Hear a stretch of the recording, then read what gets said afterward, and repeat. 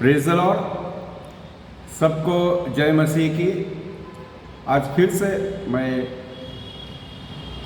प्रार्थना भवन में आप सभी का मैं स्वागत करता हूँ।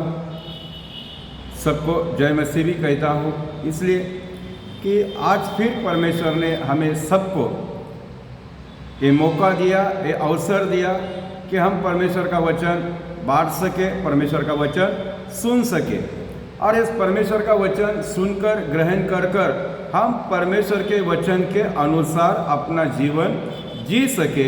इसलिए परमेश्वर ने आज का ये समय हमारे जीवन में दिया। इसके लिए परमेश्वर का हम धन्यवाद करते हैं, परमेश्वर की महिमा करते हैं, परमेश्वर की तारीफ करते हैं। Praise the Lord. तो आइए, आज का जो अपना टॉपिक है, कल से हम इस विषय पर बात कर रहे हैं और विषय हमारा ये है कि हन्ना एक आदर्श माता। और आदर्श का मतलब होता है हर बात में, हर चीज़ों में एक आदर्श बनना। और वो आदर्श इसीलिए बनी कि उसमें वो प्रभावशाली 4 गुण उसमें है। हन्ना में प्रभावशाली 4 गुण है और उस 4 गुणों के चलते तो हम एक जो गुण था, हम कल उसको देखा कि परमेश्वर पर विश्वास करना, परमेश्वर में विश्वास से चलना। इस बात को कल हमने देखा और ये भी जान लिया कि हन्ना ऐसे कठिन समय में, ऐसे स्थिति में थी, समस्याओं में थी, निराशाओं में थी, फिर भी उसने उस हर एक परिस्थितियों को, निराशाओं को उसने विश्वास के द्वारा अपने जीवन पर हावी ना होने दिया, तो बल्कि परमेश्वर के साथ वचन में दृढ़ता से विश्वास में बनी रही। लगातार विश्वास उसका बढ़ते रहा, कम ना हुआ। और इसीलिए जो हन्ना में 4 प्रभावशाली ऐसे जो गुण हैं, उन गुणों को हम गहराई से देख रहे हैं। तो आइए, आज का ये 2, 3, 4 उन गुणों को सुनने से पहले और फिर मैं दोबारा आपको सभी को निवेदन करता हूँ कि चैनल को सब्सक्राइब करें, लाइक करें, कमेंट करें और ये आप कहाँ से ये वीडियो देख रहे हैं और कमेंट में लिखें, ताकि मैं समझ पाऊँ कि प्रभु का वचन कहाँ कहाँ तक पहुँच रहा है और कौन कौन उसको सुन रहा है। प्रभु का धन्यवाद हो और आप सभी के लिए फिर से मैं दिल से आपका शुक्रगुजार करता हूँ। Praise the Lord. तो ये परमेश्वर की महिमा के लिए है, ना कि ये हमारा मनोरंजन का चैनल नहीं है। तो ये यहाँ पर परमेश्वर के पवित्र बाइबल के द्वारा शिक्षाएं दी जाती है और इसलिए इसमें कोई मनोरंजन ऐसा कुछ है नहीं, सिर्फ वचन, टीचिंग और बाइबल के बारे में जानकारी हम देते हैं। Praise the Lord. तो इसलिए आइए, आज का ये दूसरा जो हन्ना के बारे में उसका जो गुण है, उस गुण को हम जानेंगे। इससे पिछले जो एपिसोड था या जो पिछला भाग था, उसमें हमने हन्ना जो कैसे परिस्थिति में जीती थी, उसकी पनीना जो सौतन थी उसको कैसे तकलीफ देती थी और अनशन बातें बोलती थी और ऐसे शादी ब्याह में ऐसे बड़े बड़े का जहाँ पर कार्यक्रम होते हैं वहाँ पर उसको जाने के लिए कोई उसको अच्छा नहीं बोलता था। वो तो वांझ थी और वांझ होने के कारण वो कोई बच्चा उस एल्काना को नहीं दे पा रही थी, लेकिन फिर भी उसने अपना हिया नहीं छोड़ा, विश्वास नहीं तोड़ा और परमेश्वर के साथ लगातार विश्वास में चली रही, बनी रही। और इसलिए परमेश्वर ने उसकी प्रार्थना भी सुनी और प्रार्थना सुनकर परमेश्वर ने उसको आशीषित भी किया। और अभी ये दूसरा जो आज का हमारा प्रभावशाली जो गुण है, उसमें का दूसरा जो गुण हम देखने जा रहे हैं कि दूसरा है कि परीक्षाओं में धीरज करना है। हमारे जीवन में परीक्षाएं आती हैं, हमारी परीक्षा की जाती है और उस परीक्षा में हमें सफल होना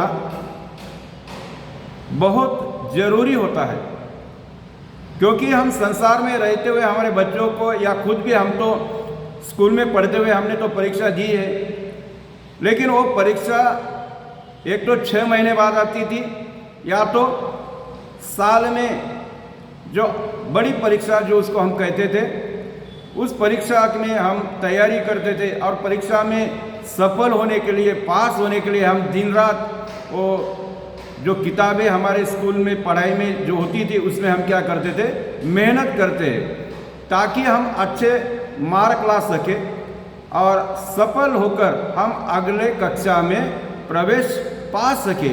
इसलिए हम क्या करते थे, मेहनत करते थे और दिल लगाकर पढ़ाई भी करते थे।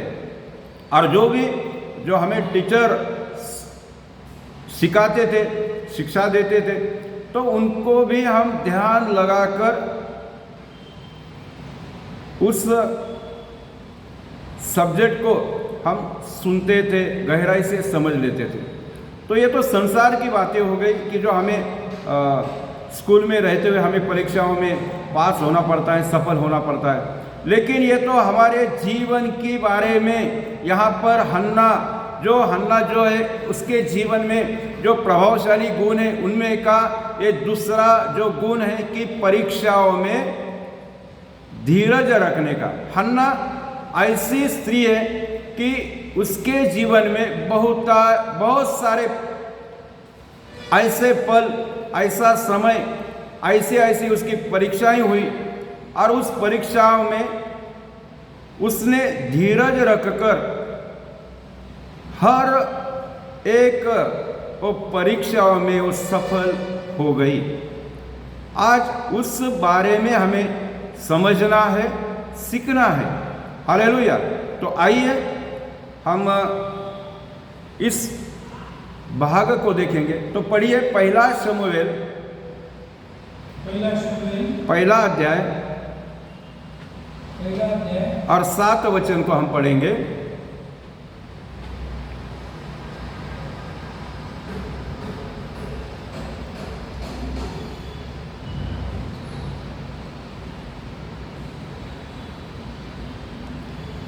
पढ़िए।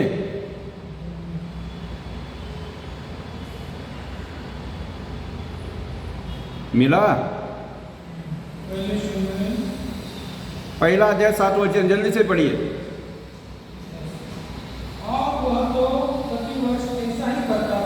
और वह प्रतिवर्ष ऐसा ही करता था।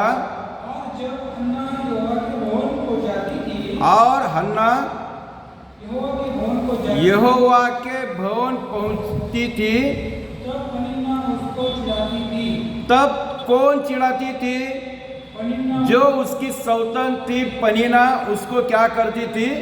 चिढ़ाती थी। इसलिए वो रोती और खाना न खाती थी। और इसीलिए वो दुखी होती थी, मन से दुखी होती थी। जो चिढ़ाने के द्वारा, ऐसे अपशब्द बोलने के द्वारा उसके मन को ठेस पहुंचती थी, उसका मन कायल हो जाता था और वो फिर खाना नहीं खाती थी। इसलिए कि उसके पति एल्काना ने उससे कहा। अभी एल्काना उसकी समझ निकालता है, उसको समझाकर बोलता है, हाँ, हे हन्ना क्यों रोती है? अभी तो क्यों रो रही है?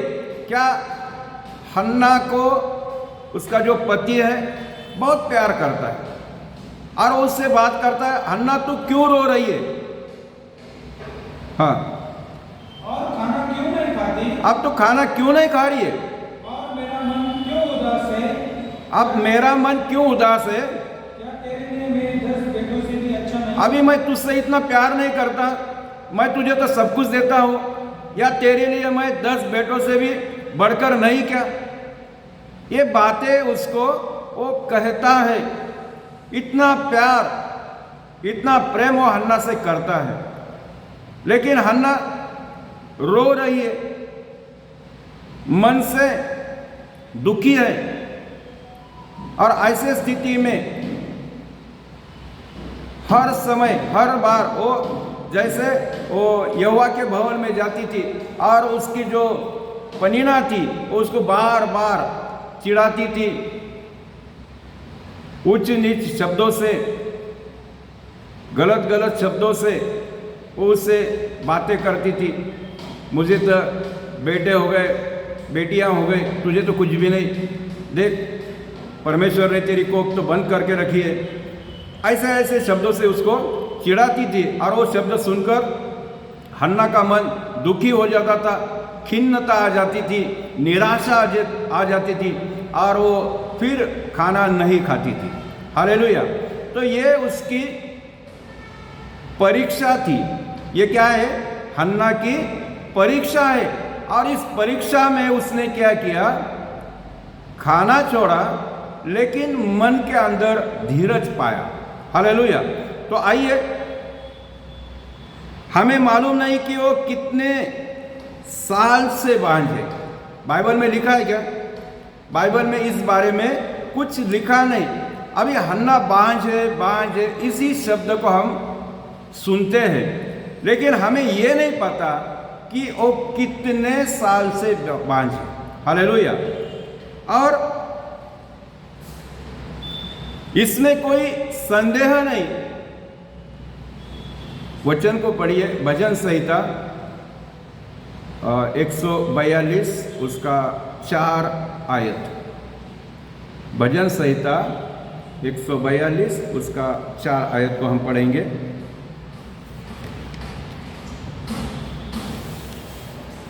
जल्दी से।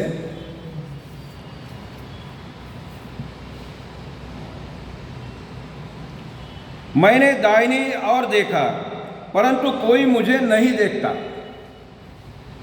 मैंने दाहिनी ओर देखा, परंतु कोई मुझे नहीं देखता। मेरे लिए शरण कहीं नहीं रही, न मुझको कोई पूछता है। पढ़िए और एक बार। मैंने दाहिनी ओर देखा, मैंने मेरे दाहिने ओर देखा। अभी ये एक मिनट, जैसे मैं अभी यहाँ पे खड़ा, मैंने क्या देखा? दाहिने ओर देखा।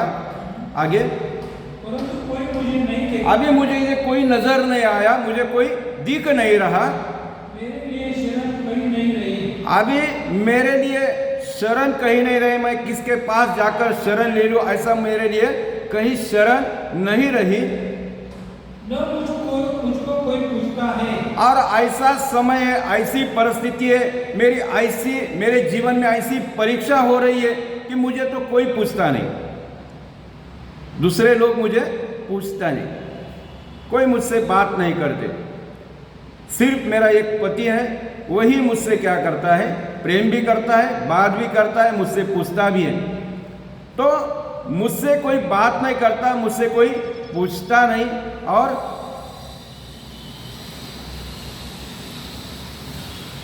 मेरे लिए शरण कहीं नहीं रही, न मुझे कोई पूछता है। हे यहोवा, मैंने तेरी दुहाई की है। हे यहोवा, मैंने तेरी दुहाई की है। मैंने क्या की है? दुहाई की है। मैंने कहा तू मेरा शरण स्थान है। मैंने कहा कि तू मेरा क्या है? शरण स्थान है। बस अभी हमने शरण कहाँ ली? कि परमेश्वर के पास, परमेश्वर के चरणों में। यह परीक्षा का समय है, उसे साथ देने वाला, उसको संभालने वाला, उसके साथ बोलने वाला, उसको समझने वाला कोई नहीं था, ना दाहिने और ना बाएं और, कहीं भी उसको नहीं था। लेकिन फिर उसने परमेश्वर से क्या किया? शरण ली। अभी इस शब्दों को, मेरे लिए शरण कहीं नहीं रही।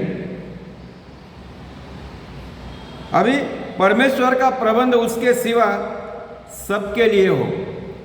अभी हन्ना के लिए प्रबंध है और सबके लिए भी हो। पनीना के ताने सुनने के अलावा करती भी क्या? अभी हन्ना की परीक्षा चल रही है, कठिन समय चल रहा है। अभी वो पनीना के ताने सुनने के सिवा वो करती क्या? अभी उलट उत्तर तो नहीं दे सकती, पलटवार तो नहीं कर सकती थी, क्योंकि उसने तो परमेश्वर पर विश्वास किया था, परमेश्वर पर अपना मन लगाया था, परमेश्वर की शरण ली थी।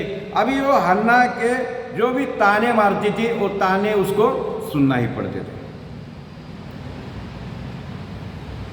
धीरज से सहते सहते, अभी वो ताने धीरज से सहते सहते और वो विश्वास में मजबूत हो गई। क्या हो गई? वो विश्वास में मजबूत हो गई और आशाओं को, जो उसने आशा परमेश्वर के द्वारा पाई, उस आशा को उसने मिटने न दिया। और परमेश्वर ने भी हन्ना को वो सामर्थ्य दे दी कि वो आशा कभी मिट न जाए। अगर हम परमेश्वर के साथ इसी तरह से जुड़े रहते, विश्वास में प्रतिदिन बढ़ते जाते, हमारे परीक्षा भी होती रहती है, परीक्षा के समय में, परीक्षा के काल में भी हम परमेश्वर के ऊपर विश्वास कर कर एक एक कदम आगे बढ़ाते हैं, तो परमेश्वर हमें सामर्थ्य, शक्ति प्रदान करता है। Hallelujah, hallelujah. परमेश्वर क्या करता है? हमें शक्ति और सामर्थ्य प्रदान करता है। तो ये था उसकी परीक्षाओं में धीरज से स्थिर रखने का। धीरज, परीक्षाओं में क्या करने का? धीरज रखने का। मतलब उसके जीवन में परीक्षा भी आई और परीक्षा में उसने क्या किया? धीरज किया। अभी पवित्र बाइबल में भी एक उदाहरण है कि जहां पर नबूकदनेस्सर राजा की मूरत खड़ी कर दिया गई और वहाँ पे मूरत को खड़ी करने के बाद और वहाँ पे एक फरमान निकाला गया कि जो कोई इस मूरत के सामने झुककर उसको सजदा नहीं करेगा, सलाम नहीं करेगा, झुकेगा नहीं, तो उसको आग के भट्टी में फेंका जाएगा, डाला जाएगा। और वहाँ पर प्रभु के जो 3 दास थे, शद्रक, मेशक और अबेदनगो, तो ये तीनों ने भी वो वार्ता को सुना, वो फरमान को भी सुना। अभी उनके जीवन की ये परीक्षा, अब ये परीक्षा की घड़ी उनके लिए क्या करे, लेकिन उन्होंने उस परीक्षा में खुद को धीरज से स्थिर रखा। परीक्षा का समय था और उनका ये समय में उनको धीरज रखना भी जरूरी था और धीरज से काम लेकर परीक्षाओं में सफलता पाना भी उनका लक्ष्य था। हालेलुया। और इसलिए उन्होंने उस बात को टाला नहीं,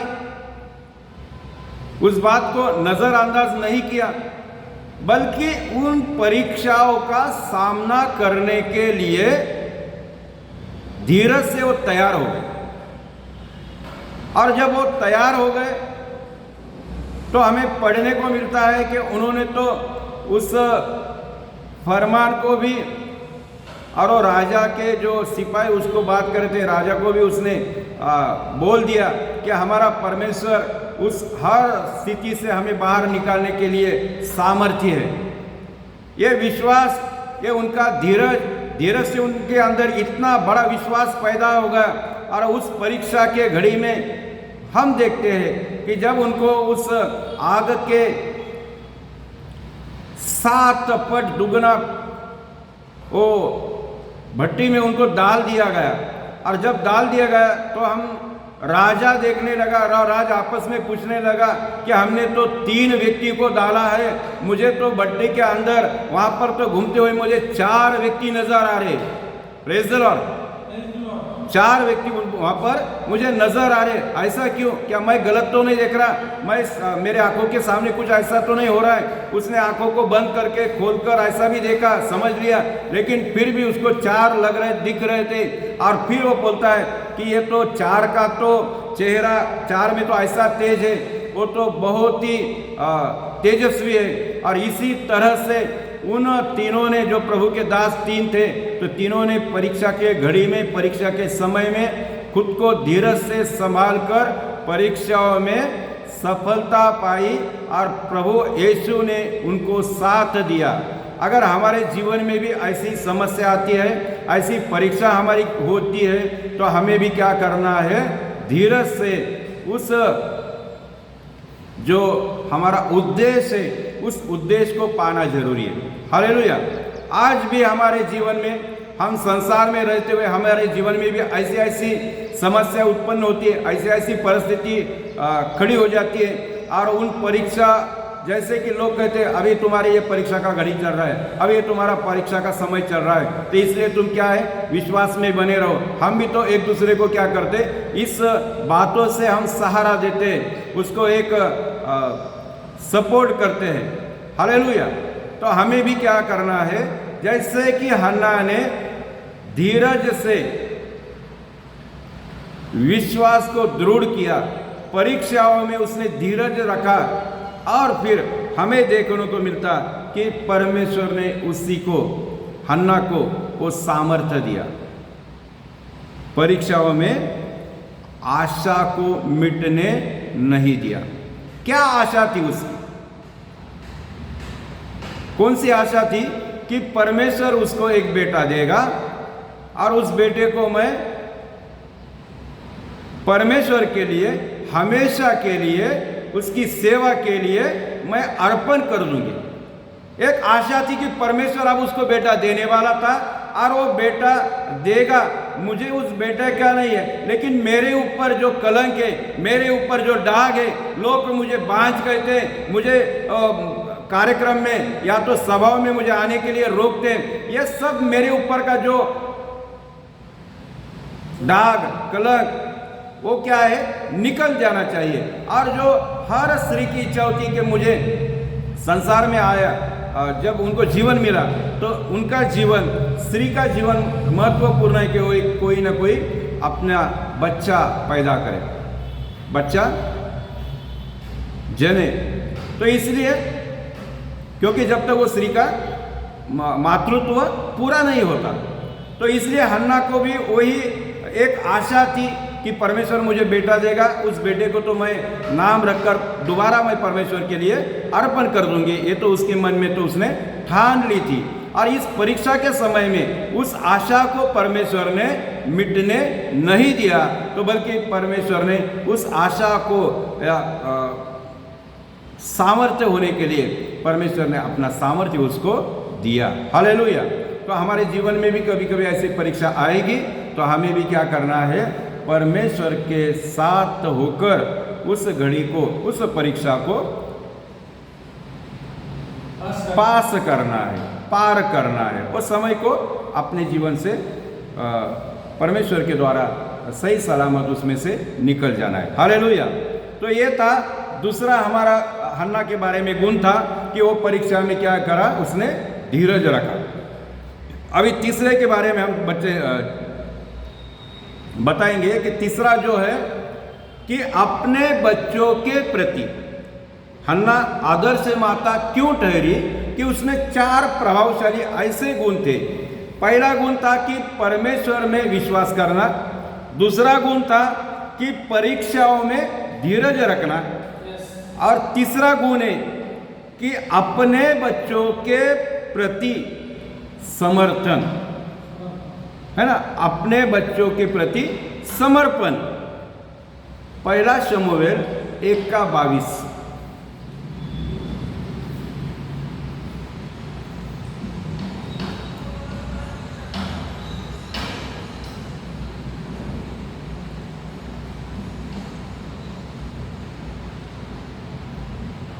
पढ़िए।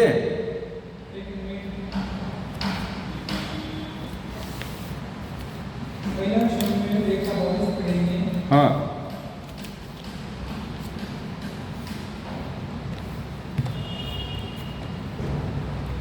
परंतु हन्ना अपने पति से यह कहकर घर में रह गई कि जब बालक का दूध टूट जाएगा तब मैं उसको ले जाऊंगी कि वह यहोवा को मुंह दिखाए और वहाँ सदा बना रहे। हालेलुया। ये बात यहाँ पर जो परमेश्वर ने उसको बच्चा दिया, जो बालक दिया, और वो बालक हन्ना के साथ दिन प्रतिदिन बढ़ने लगा। एक एक दिन उसकी उम्र बढ़ती जा रही थी और जब तक वो हन्ना के पास था तो हन्ना उसको लाड़ प्यार से भी संभालती थी और परमेश्वर के जो नियम है उस नियमों की शिक्षा भी उसको देती थी। प्रार्थनाओं में भी उसको आगे बढ़ाती थी। परमेश्वर पर विश्वास करना है इस बात को भी सिखाती है। और मैंने धीरज से कैसे तुझे पाया, कैसा मैं उस परीक्षाओं को अपने जीवन से सफलता पाई, इस बात को भी क्या करती थी वो उस बालक को क्या करती थी, सिखाया करती थी। और जब वो समय आया कि हर साल जैसे वो बार बार जाती थी वो पर्वत पर, पहाड़ पर जाकर और अपना मन्नत वहाँ पर जो भी अपना जो हर साल का जो कार्यक्रम था वो करते थे। इसलिए हन्ना उसको कहता है कि चलो अपना अभी तो वो समय आ गया है और परमेश्वर के उस पर्वत पर जाकर हम वो सब कुछ यज्ञ बलि और सब कुछ चढ़ाएंगे और परमेश्वर का धन्यवाद करेंगे। लेकिन फिर वो हन्ना कहती है, पढ़िए 22 वचन। हाँ, वाचा लवकर, काय तुमचं असं आहे?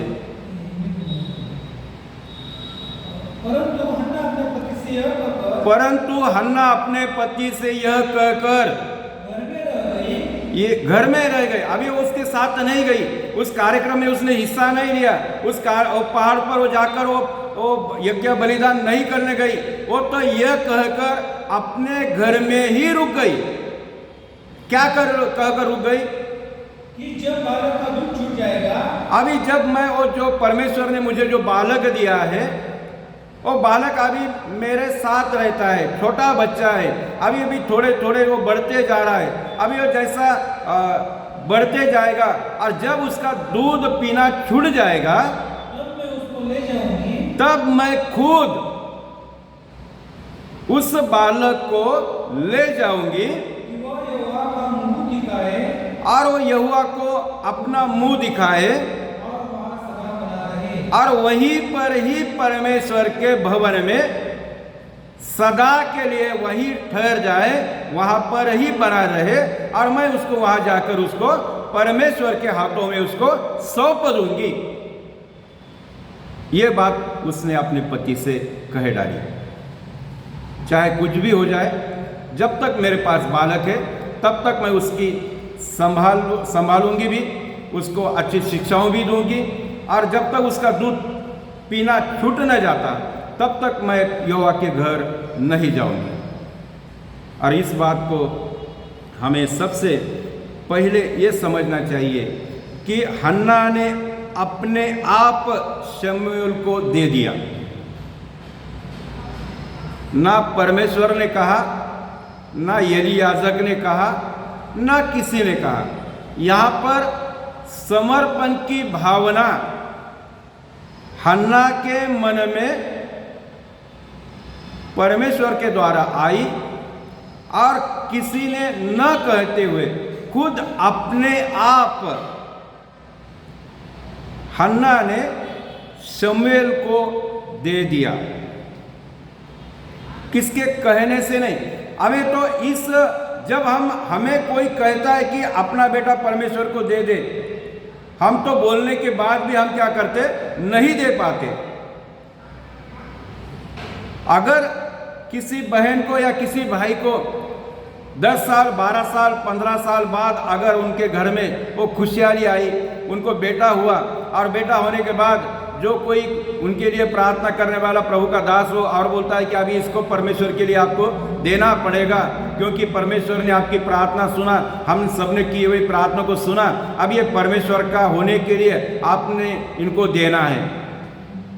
और जब तक तो छोटा बच्चा, जब तक तो हाँ हाँ करते रहेंगे, लेकिन जब समय आएगा कि अभी सही में उसको देना है तो कभी नहीं देंगे, मानेंगे नहीं हुआ तो हम क्यों देंगे?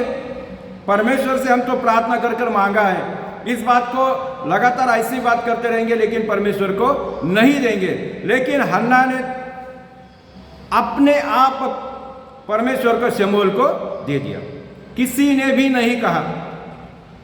हमें कहने के बाद हम नहीं देते, लेकिन हन्ना को किसी ने कुछ भी नहीं कहा। उसने सोच समझकर, अभी यहाँ पर सबसे बड़ी बात हमें इस बात को समझना है कि उसने सोच समझकर माँ का दायित्व निभाया। माँ का क्या दायित्व होता है कि आज अगर हम उस बच्चों को लेकर उस पहाड़ पर, और वहाँ पर जहाँ पर जो हर साल जो विधियाँ होती है, यज्ञ बलि होता है, उसमें भाग लेने का, लेकिन उसने माँ का दायित्व निभाया कि बच्चों को घर में संभाला भी, शिक्षा भी दी, परमेश्वर का भय भी सिखाया, परमेश्वर की आज्ञा मानना भी सिखाया, और परमेश्वर के वचन पर चलने, कैसा चलना, इस बात को भी बचपन से ही उसने उस शमूएल को आदत डाल दी। ये उसका सबसे पहला माँ का दायित्व था कि अपने बच्चों की परवरिश कैसे करना, कैसी उसकी देखभाल करना। आज हम संसार में रहते हुए हमारे बच्चों की हम इस तरह देखभाल नहीं करते। हम इस तरह परमेश्वर जो अपने बच्चे होते, उस बच्चों को परमेश्वर का भय, परमेश्वर की आज्ञा मानना, परमेश्वर के वचन पर चलना, हम इन बातों को नहीं सिखाते। हम तो वो उनके हाथों में अभी तो फोन थमा देते हैं। हमें बच्चों को संभालना भी इतना मुश्किल हो गया, रात दिन उनको देखभाल करना भी ऐसा हो गया, अभी जान पे आ रहा है। और हम क्या करते हैं, अभी ये नया ज़माने, अभी ये नया नया इंस्ट्रूमेंट उसके हाथों में थमा देते, और उसकी बेल या तो कुछ गाना लगा देते, और वो बच्चा फिर हाथों में गूंग गूंग गूंग ऐसा कुछ तो भी सुनते रहता, देखते रहता, और फिर उसकी आदत, वही आदत उसकी बन जाती है। हालेलुया। पिछले कुछ दिनों में हमें ऐसे गलत मोबाइल के बारे में हमें सुनने मिला। कोई उस मोबाइल के लिए अपनी जान गंवा देता है,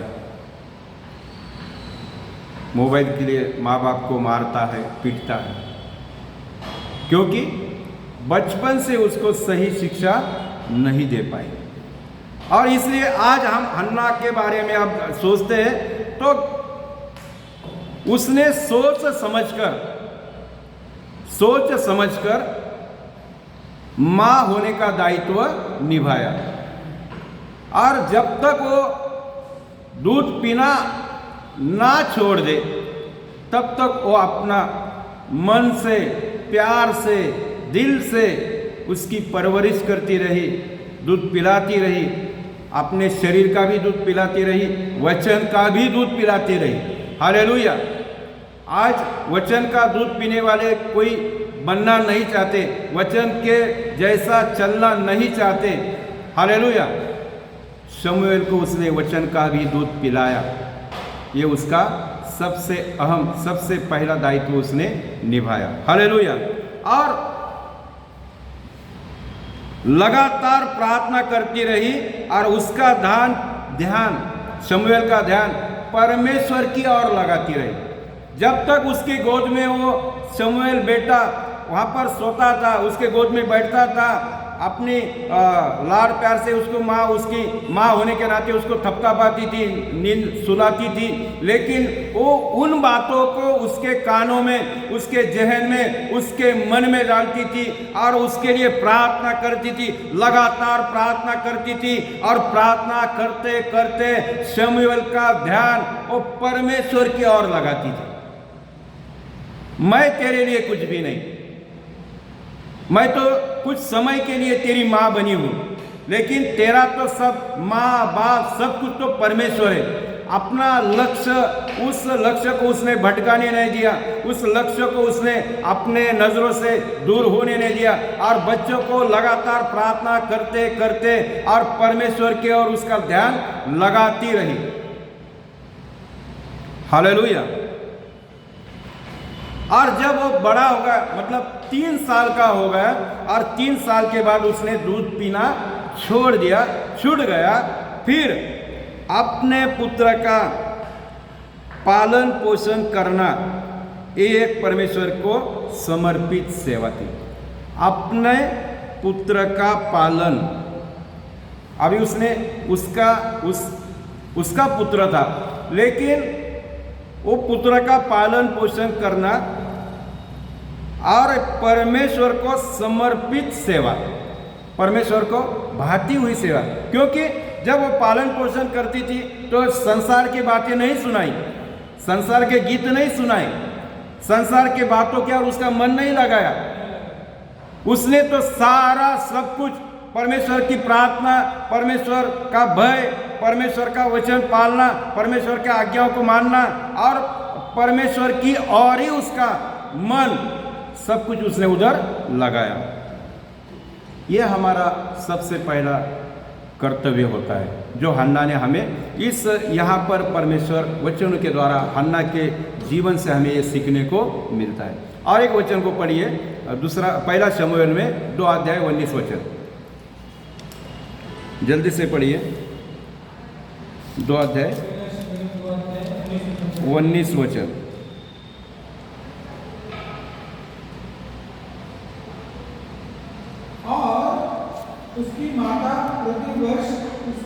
उसकी माता प्रतिवर्ष उसके लिए छोटा सा बागा बनाकर, हाँ, अभी जो हन्ना उसकी जो माता बनी है, वो माता प्रतिवर्ष शमूएल के लिए एक क्या करती, छोटा सा बागा बनाकर जब अपने पति के संग प्रतिवर्ष मेलबलि चढ़ाने आती थी, अपने पति के साथ उस पहाड़ पर मेल बलि चढ़ाने आती थी, बागे को उसके पास लाया करती थी। तब वो बागे को उसके साथ लाया करती थी कि जो शमूएल को पहना जाए। मुझे इस बात को सुनकर आनंद होता है कि उसने बेटे को परमेश्वर के हवाले कर दिया, परमेश्वर को अर्पण कर दिया, और फिर भी जैसे वो मेल बलि चढ़ाने उस पहाड़ पर जाती थी तो अपना पुत्र होने के नाते माँ का दायित्व निभाती थी और उसको प्रति वर्ष वो बागा खुद अपने हाथों से बुनकर उसको ले जाती थी। हालेलुया। प्यार से बुनती होगी, एक एक हर समय उसके आंखों के सामने उस शमूएल की वो छवि, वो कृति, उसकी प्रतिकृति उसके सामने नजर आती थी। अब मेरा बेटा जो परमेश्वर को मैंने अर्पण किया, अभी वो इतना बड़ा हो गया, उसकी कद इतनी हो गई, वो उसी हिसाब से क्या करते, मन ही मन मानकर अपने माँ का दायित्व निभाते हुए उसी हिसाब से वो क्या करती थी, प्रति वर्ष उसके लिए बागा तैयार करती थी। क्या हमने कभी अपने बच्चों के लिए अपने हाथों से स्वेटर या ये सर में डालने की टोपी कभी बनाई, उन प्यार से कि ये साल में ये बेटा इतना बड़ा हो गया तो उसकी साइज दूसरे साल में बढ़ जाएगी, ये सोच कितना जरूरी है। उस माँ का दायित्व है वो, हालेलुया, माँ का प्रेम है वो। तो ये महिलाओं के लिए याद रखना होगा, जो भी हमारे संसार में रहते हुए जो भी महिला होती है, उन्होंने याद रखना जरूरी है कि सबसे पढ़ा लिखा कौन होता है। सबसे पढ़ा लिखा कौन होता है? संसार में अगर रहते हैं ना, बोलते हैं कि मैं सबसे ज़्यादा पढ़ा है, मैं इसने इतना पढ़ा है, उसने इतना पढ़ा है। मुझे यहाँ पे सवाल है कि सबसे पढ़ा लिखा कौन होता है?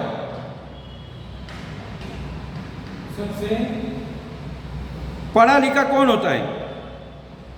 जो प्रभु के वचनों पर चलता है, उन्हें मानता है, उस पर विश्वास रखता है।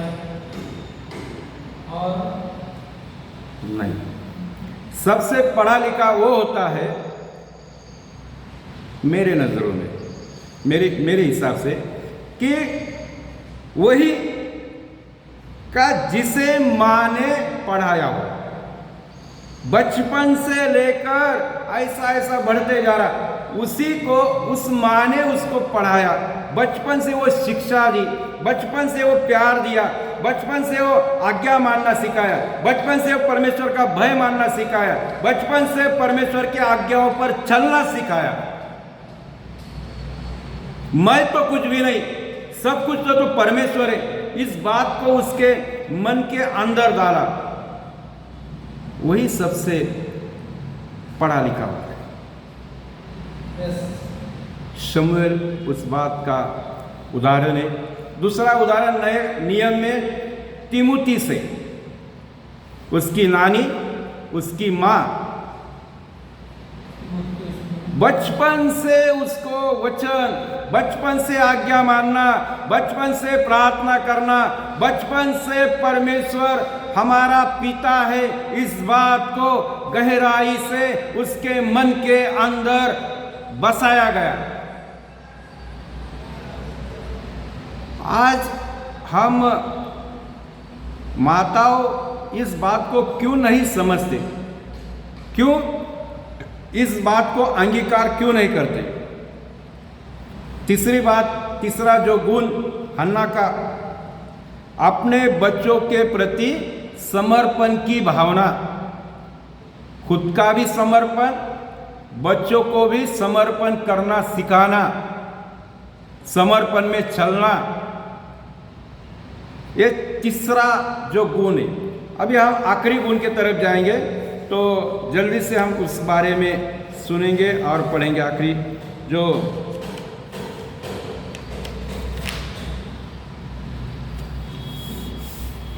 कितना हो गया टाइम, 42। तो इस बात को समझना जरूरी है कि हन्ना का तीसरा गुण था कि बच्चों को क्या, बच्चों के प्रति समर्पण। अभी चौथा जो गुण है उस बारे में 1:28 में पढ़िए। पहला शमूएल 1:28।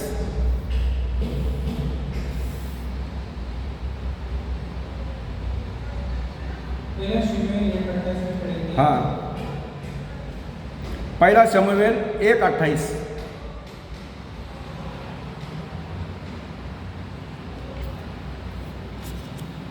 अरे पढ़ो।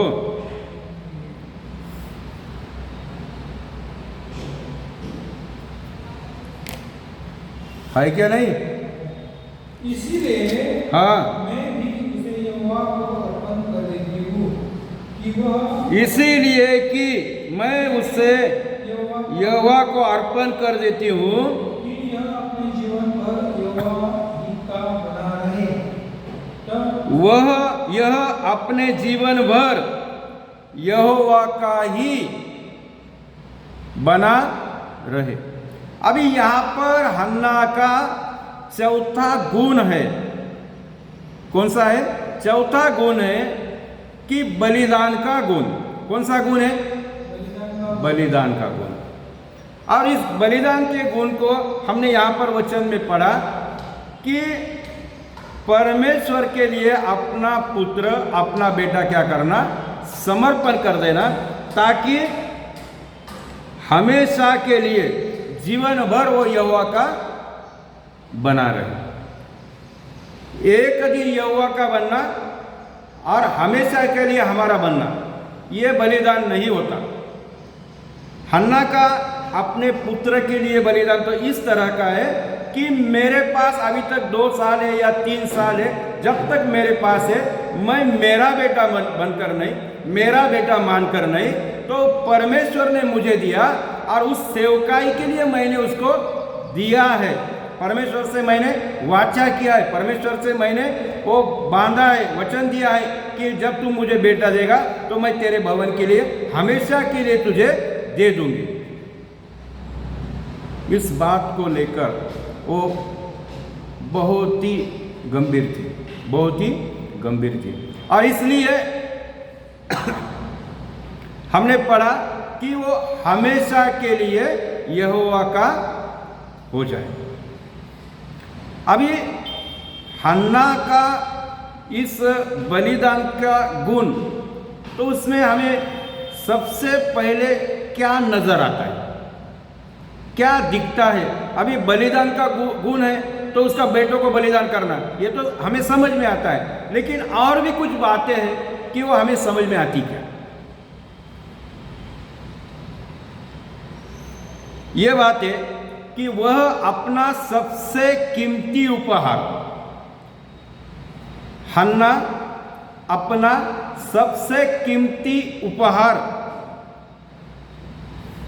कीमती पुरस्कार परमेश्वर को देने के लिए तैयार है।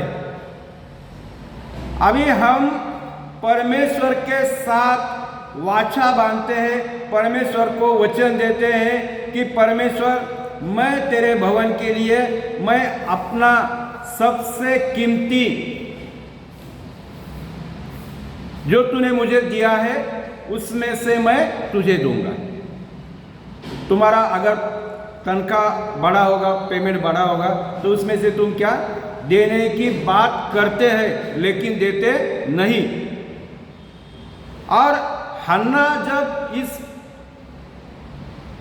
बलिदान के बारे में अगर हम सोचते हैं तो उसने अपना सबसे कीमती उपहार या पुरस्कार उसने क्या किया, परमेश्वर को देने के लिए तैयार हो गई। किसी ने उसको तैयार नहीं किया, खुद तैयार हो गई। और सबसे एक मां के लिए सबसे कीमती क्या होता है? अपना एकलौता पुत्र अपने लिए सबसे बहुत कीमती होता है, सारे चीजों से कीमती होता है। तब उसको सोना चांदी या तो संसार के कुछ भी चीज उसके नजर नहीं आते, अपना बेटा सबसे बड़ा सबसे ज्यादा कीमती उसको वो मानती है। और वही इसलिए तो परमेश्वर को हमारे जीवन से उत्तम भाग परमेश्वर को देना है, पहला भाग परमेश्वर को देना है। और जिससे जैसे कि हमने पवित्र बाइबल में हमने वो पढ़ते हैं, सुनते हैं कि काइन और हबेल है। काइन और कौन है? हबेल है। और हबेल ने उत्तम से उत्तम अच्छा एक भेड़ उसने निकाली और परमेश्वर को अर्पण कर दिया। काइन ने क्या किया? परमेश्वर को क्या करना, इतना सा उसने अपनी मुट्ठी भर वो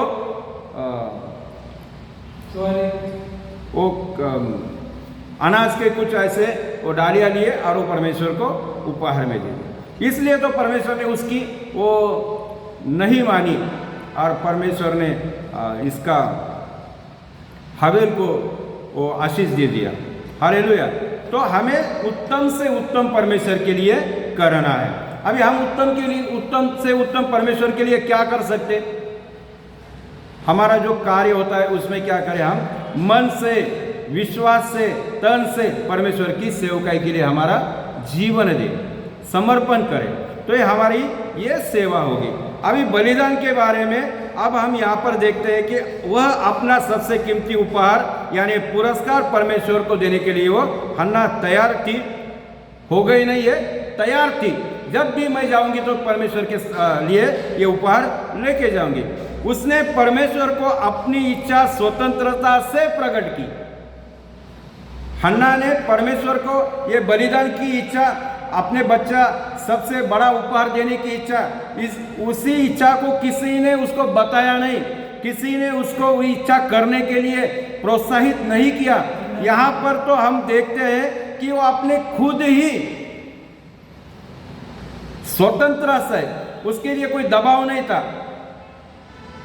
कोई उसके ऊपर ऐसा तो ऐसा बोल, ऐसा परमेश्वर से मांग और परमेश्वर से ऐसा वादा कर, ये कोई ऐसा दबाव नहीं था।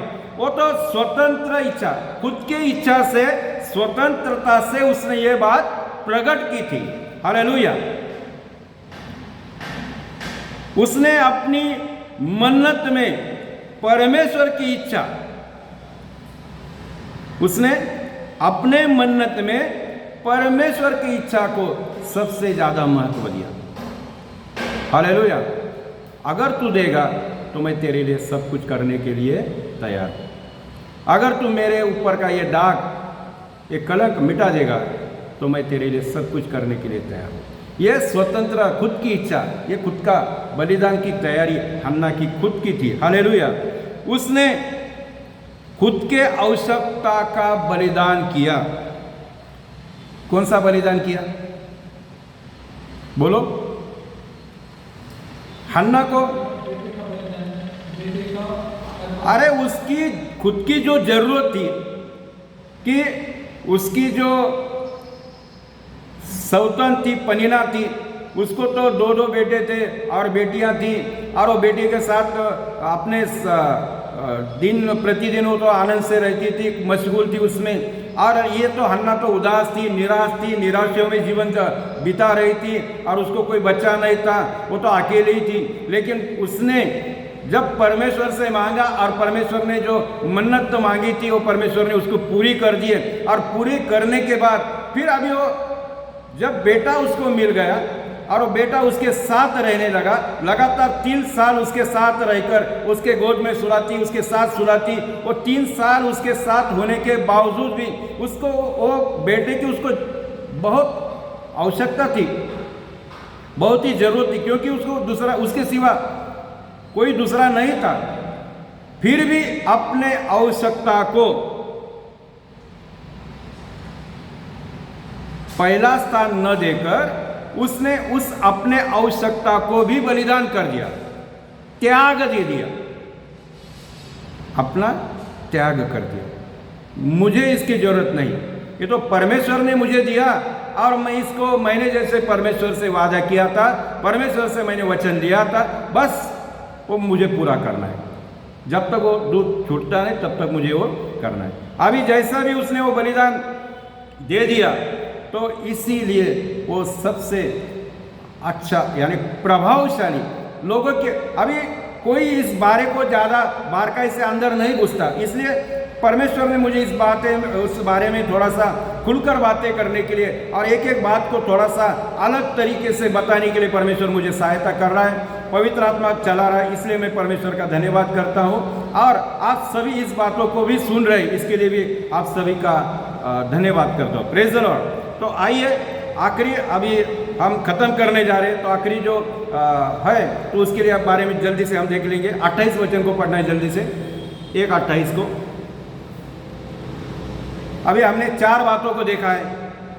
पहली बात थी कि परमेश्वर में विश्वास करना, दूसरी बात थी कि परीक्षाओं में धीरज रखना, तीसरी बात थी कि अपने बच्चों के प्रति समर्पण की भावना, और अभी चौथी बात हमने बताई कि बलिदान का गुण, अपना सबसे अच्छा सबसे कीमती उपहार देने के लिए वो हमें संभाल कर नहीं रखना, तो बलिदान कर देना। अभी हम देखते हैं कि यीशु मसीह ने स्वर्ग छोड़कर पृथ्वी पर मनुष्य रूप में आया और हमारे लिए उसने अपना प्राण त्याग कर सूली पर चढ़कर बलिदान कर दिया, ताकि हम हर श्राप से, हर पापों से हम छूट सके, उद्धार पा सके। यीशु मसीह ने हमारे लिए बलिदान कर दिया। ये बलिदान का ये गुण हन्ना में हमें दिखता है। इसीलिए हाँ, उसे यहोवा को अर्पण कर देती हूँ कि यह अपने जीवन भर यहोवा का ही बना रहे, हमेशा के लिए यहोवा का बना रहे। 22 को बचे, 22 को पढ़े ऊपर। परंतु हन्ना अपने पति से यह कहकर घर में रह गई, हाँ। जब बालक का दूध छूट जाएगा तब मैं उसको ले जाऊंगी कि वह यहोवा का मुँह दिखाए और वहाँ सदा रहे। आमीन। तो ये यहाँ पर 2 बातें, 2 वचन इसलिए मैंने पढ़ाया कि माँ का दायित्व निभाने का गुण, माँ का दायित्व पूरा करने का गुण। जब तक उसकी जिम्मेदारी खत्म न हो जाती, जब तक उसके तैयार करना खत्म नहीं हो जाता, तब तक उसे क्या करना है, वो संभाल कर रखना है। और अपने पुत्र के लिए उसका लक्ष्य क्या था? माँ का दायित्व क्या होता है कि अपने पुत्र के बारे में वो हमेशा सोचते रहती कि अगर मेरा पुत्र अगर बड़ा हो जाएगा, मैं उसको बहुत पढ़ाऊंगी, बहुत सिखाऊंगी, और आगे चलकर क्या बन जाएगा, वो डॉक्टर बन जाएगा, आगे चलकर वकील बन जाएगा, आगे चलकर वो इंजीनियर बन जाएगा। ये हमारा क्या होता है, अपने बच्चों के प्रति माँ का दायित्व, मतलब वो लक्ष्य होता है। अभी हन्ना का माँ का दायित्व क्या है कि वो अपना लक्ष्य था कि वो हमेशा, हन्ना का लक्ष्य क्या है कि वो हमेशा परमेश्वर के घर में रहे। और हमारा दायित्व, हमारा लक्ष्य क्या होता है कि वो बड़ा हो जाए और बड़ा होकर पैसा कमाए और हमारे हाथों में दे दे। हालेलुया। हमारा लक्ष्य पैसा नहीं, हमारा लक्ष्य पैसा, शिक्षा, इंजीनियर बनना, डॉक्टर बनना। लेकिन मेरे प्रियो, यहाँ पर हन्ना का लक्ष्य पैसा धन बटोरना नहीं, तो हमेशा के लिए अपने घर में नहीं, वो तो परमेश्वर के घर में हमेशा बना रहे। हालेलुया। अभी उसकी जिम्मेदारी बहुत बड़ी थी। हन्ना की जिम्मेदारी क्या थी? माँ का दायित्व निभाना बोले तो हन्ना की बहुत बड़ी जिम्मेदारी थी। और वो जिम्मेदारी इस बात को निश्चित करके अपने कर्तव्य को पूरा करने के लिए वो निभा रही थी। हालेलुया। क्या कर्तव्य? उसने इस बात को निश्चित कर दिया। कौन से बात को निश्चित कर दिया? कि मेरी जिम्मेदारी है कि जब तक मेरे पास इस बेटे को परमेश्वर ने मेरे पास रखा है, तब तक मेरी जिम्मेदारी बनती है कि उसको अच्छा शिक्षा दे, उसको अच्छा पालन पोषण करे और अपना कर्तव्य को पूरा करना। कौन सा कर्तव्य? कि उसको जब वो बच्चा है तो बच्चे को दूध पिलाते समय वो परमेश्वर की ओर उसका मन लगाना, परमेश्वर का भाई मानना सिखाना, परमेश्वर के कदमों के लक्ष्य तले चलना, ये उसका कर्तव्य था और वो कर्तव्य उसने निभाया। अभी उसका दायित्व बोले तो पुत्र का पालन पोषण करना। अभी वो परमेश्वर का है तो मैं इसको क्यों पालूंगा? वो परमेश्वर का है तो उसको मैं अच्छा अच्छा क्या खिलाऊंगा? ऐसा भेदभाव, दूजा भाव उसमें नहीं किया। हालेलुया। उसने ऐसा भेद नहीं किया। तो परमेश्वर का वो सेवक होने जा रहा है। उसकी सोच इतनी बड़ी, इतनी गहरी सोच है कि अब मेरा बेटा वकील नहीं, डॉक्टर नहीं, इंजीनियर नहीं, बड़ा नेता नहीं, तो मेरा बेटा परमेश्वर का दास, परमेश्वर का सेवक होने जा रहा है। वो अगवा होने जा रहा है। तो अगवा के रूप में वो देखना चाहती है। हालेलुया। हम क्या देखने चाहते हैं? अपने पुत्र को इंजीनियर बनते देखना चाहते हैं, बड़ा ऑफिसर बनना देखना चाहते हैं। लेकिन हन्ना का तो देखना, अपना दायित्व, अपना लक्ष्य उसका इस तरह था कि वो तो परमेश्वर के भवन में परमेश्वर का दास, परमेश्वर का सेवक होते हुए और सारे लोगों को अगुवाई करते हुए एक अगुवा के रूप में वो देखना चाहती थी। हालेलुया। उसका कर्तव्य था, वो कर्तव्य इस तरह से निभा रहे थे। हालेलुया।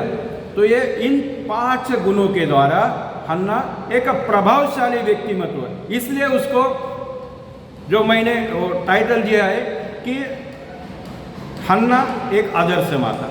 इसीलिए हम उसको क्या कहते हैं? आदर्श माता कहते हैं कि उसने ये आदर्शशाली, ये प्रभावशाली, ये 5 गुण उसके अंदर भरे हुए थे और इस गुणों को लेकर कभी वो दाएं बाएं नहीं मुड़े, कभी दूसरी ओर नहीं देखा, कभी संसार की सोच नहीं लाई। वो तो परमेश्वर के लिए, अपने पुत्र के लिए और परमेश्वर के भवन में हमेशा के लिए छोड़कर और वो परमेश्वर का वो दास बनने के और बनता हुआ और वो परमेश्वर का अगुआ जो सारे लोगों को परमेश्वर का वचन सुनाकर परमेश्वर के मार्ग पर ले चलेगा, उस अगुए के रूप में वो देखना चाहती थी। और उसका लक्ष्य था कि परमेश्वर के दास वो शमूएल को उस अगुआ बना डाले।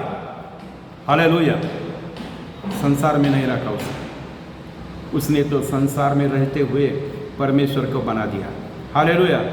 इसलिए जब वो परमेश्वर के भवन में अपने बेटे को छोड़ा, बेटा उसके पीछे नहीं लगा प्रियो, वो रोया नहीं, उसने तो हंसते हंसते अपने माँ को विदा कर दिया, मैं तो अपने घर में हूँ, मेरी चिंता मत करना।